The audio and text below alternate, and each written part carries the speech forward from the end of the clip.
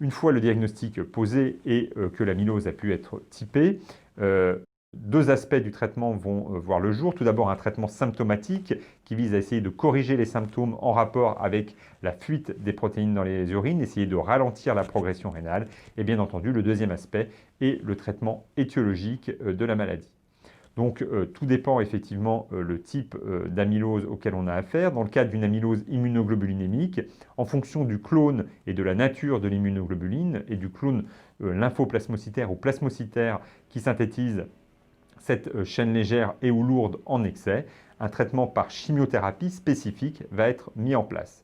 Au cours de l'amylose AL, l'atteinte rénale est relativement fréquente. Dans 50% des cas, à la présentation, les patients ont un syndrome néphrotique associé à une insuffisance rénale, mais l'atteinte rénale ne conditionne pas le pronostic vital puisque ce dernier est essentiellement conditionné par l'atteinte cardiaque qui fait toute la gravité de la pathologie au cours de l'amylose AL. Il est important de noter que ces dernières années, compte tenu de l'avènement de nouvelles molécules, de nouvelles chimiothérapies dans le cadre de l'amylose AL, le pronostic des patients s'est nettement amélioré. Tout d'abord parce qu'on dépiste plus précocement ces patients et surtout parce qu'on dispose dorénavant de traitements plus puissants qui permettent de réduire la production excessive de chaînes légères par le clone plasmocytaire ou lymphoplasmocytaire. En effet, dans la grande majorité des cas, il existe un clone sans que la masse tumorale soit très importante. C'est ce que nous appelons, néphrologues, des gammapathies de signification rénale. Parfois, l'amylose AL peut être secondaire à une authentique hémopathie,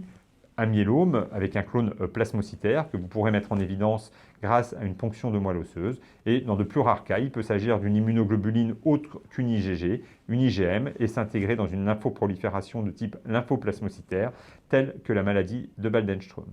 Quoi qu'il en soit, le point important sur les dernières années et à mon avis avec l'avènement encore une fois de nouvelles molécules qui sont en train de voir le jour,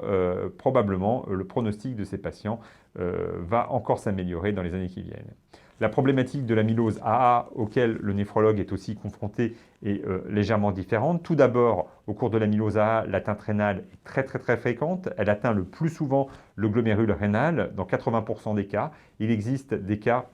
où les lésions vasculaires sont dominantes, mais l'atteinte rénale conditionne le pronostic de ces patients. L'amylose AA peut être secondaire à différents mécanismes. Il s'agit le plus souvent, comme je vous l'ai dit, d'un mécanisme inflammatoire, puisque la protéine produite en excès, à savoir la protéine AA, résulte effectivement d'un processus inflammatoire ou infectieux sous-jacent. Les principales étiologies sont donc les maladies inflammatoires chroniques, notamment rhumatismales, telles que la spondylarthrite ankylosante ou la polyarthrite rhumatoïde, mais aussi des maladies inflammatoires digestives, telles que la maladie de Crohn ou la rectocolite hémorragique.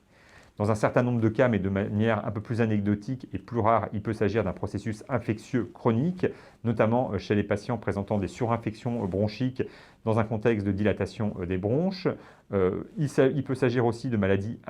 inflammatoires héréditaires, et notamment une maladie assez fréquemment associée à la survenue d'une amylose AA, et la fièvre méditerranéenne familiale ou maladie périodique, qui a la particularité d'avoir un traitement spécifique et qu'il est donc important de diagnostiquer, puisque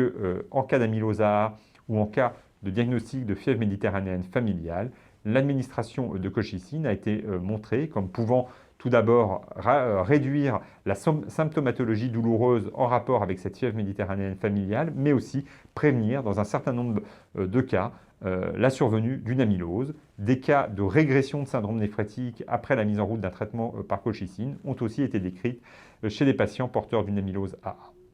D'autres traitements pour le moment non commercialisés sont en cours d'étude pour essayer de bloquer la formation de fibrilles amyloïdes au cours de l'amylose AA. Enfin, toujours sur le plan thérapeutique, une piste pourrait être aussi l'administration d'anticorps anti-composants SAP qui a la particularité d'être un composant commun à toutes les amyloses, quel que soit le type, au cours de l'amylose AL, de l'amylose AA, voire des amyloses héréditaires et qui pourrait éventuellement traiter et bloquer le processus de fibrillogénèse, quel que soit le type d'amylose. Pour l'instant, il n'y a pas, à ma connaissance, d'études commencées chez les patients, mais des données expérimentales issues de modèles murins chez la souris qui développe des amyloses suggèrent que cette approche thérapeutique pourrait être tout à fait intéressante. Le dernier cadre qui nous intéresse sont les amyloses héréditaires, qui sont nettement plus rares, qui sont liées à des mutations de gènes codant pour un certain nombre de protéines. Et du fait de cette mutation, la protéine va prendre une conformation anormale et va donc avoir des propriétés qui vont favoriser la formation de fibrilles insolubles caractéristiques des protéines amyloïdogènes. Donc, ce qui est important à prendre en considération lorsque vous prenez en charge un patient qui va avoir un diagnostic d'amylose avec un rouge Congo négatif, pour le néphrologue, les deux principales étiologies sont l'amylose AL et l'amylose AA, mais dans certains cas, il est important de penser à ces amyloses héréditaires.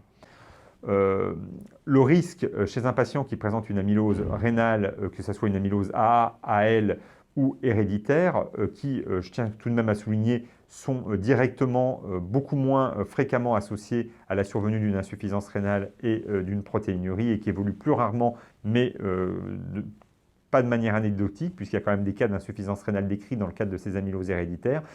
Une fois qu'on a mis en route le traitement, malgré ces traitements, un certain nombre de patients peut évoluer vers l'insuffisance rénale chronique terminale qui va nécessiter une technique d'épuration extra-rénale, à savoir l'hémodialyse et éventuellement la transplantation rénale. Dans le cadre de l'amylose AL, il est important de noter que pendant de nombreuses années, compte tenu du pronostic très sombre et du manque de traitement avec des chimiothérapies peu efficaces dans le cadre de l'amylose AL, les patients porteurs d'une amylose AL avec une atteinte rénale, du fait de l'atteinte cardiaque souvent associée, étaient d'emblée mis en contre-indication pour une transplantation rénale du fait d'un pronostic très sombre.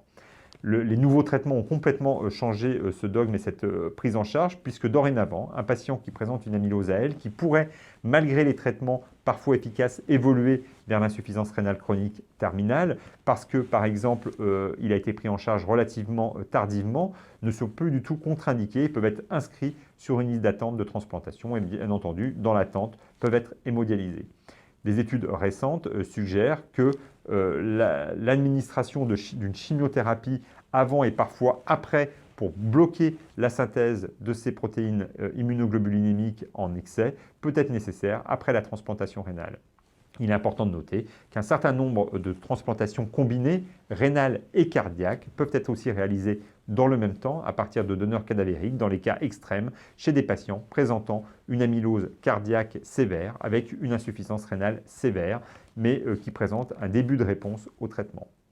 Dans le cadre de l'amylose AA, l'atteinte cardiaque est nettement moins fréquente et chez ces patients qui évoluent vers l'insuffisance rénale chronique terminale vont eux aussi avoir recours à des séances d'épuration extra-rénale via l'hémodialyse. Plusieurs études ont montré que chez les patients porteurs d'une amylose, que ce soit une amylose AL ou une amylose AA en hémodialyse, c'est-à-dire en situation de défaillance rénale terminale, la survie de ces patients était relativement moins bonne. Pour ce qui est de la transplantation rénale, il y a peu d'études qui ont été effectuées dans le domaine de l'amylose AA. Nous avions eu l'occasion, il y a quelques années, de publier un article sur les amyloses AA françaises qui avaient bénéficié d'une transplantation rénale. Et nous avions montré dans ce travail que les patients greffés pour une amylose AA avaient une survie des greffons censurés pour les décès qui était équivalente à la population générale, mais que la survie des patients greffés pour une amylose AA était tout de même légèrement moins bonne qu'un groupe, que le groupe contrôle apparié pour l'âge, le sexe et la date de la transplantation. Au total, l'atteinte rénale est donc relativement fréquente au cours de l'évolution d'une amylose. La prise en charge globale d'une amylose nécessite une prise en charge minutieuse, multidisciplinaire. Et nous avons la chance ici, à l'hôpital Henri Mondor, d'avoir les différentes compétences et les différentes spécialités pouvant prendre en charge ces différentes amyloses, quelle que soit l'origine, de la prise en charge initiale, diagnostique, jusqu'à la prise en charge thérapeutique, puisque effectivement, du fait de la multidisciplinarité du laboratoire d'hématologie, de l'équipe d'hématologie, l'équipe de cardiologie, la neurologie, la néphrologie permettent effectivement au cours de réunions multidisciplinaires de discuter des cas de ces patients dont la prise en charge est parfois compliquée et multifactorielle et qui nécessite bien entendu une discussion collégiale pour poser les indications de diagnostic, de traitement et de prise en charge globale.